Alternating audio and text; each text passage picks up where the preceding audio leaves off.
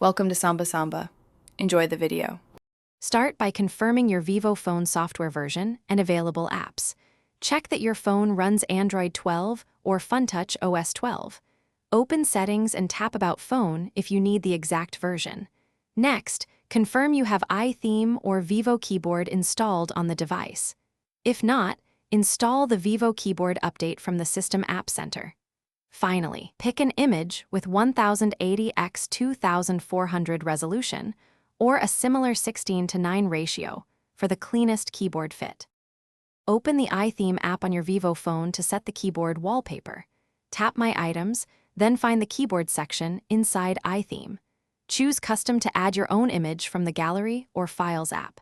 Select an image under 5 MB for faster loading and smoother performance. Crop the image to the recommended 16:9 ratio or to 1080 x 2400 resolution. Finally, tap Apply and restart the keyboard to see your new background live when you type. Alternatively, open the Vivo Keyboard app and tap Settings to change the background directly. Go to Background, choose Local Image Files, and pick your cropped picture.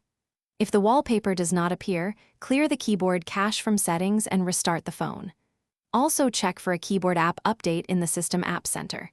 To revert, open Keyboard Settings, select Default, or pick a preset theme. These steps restore functionality and ensure your custom keyboard background remains stable.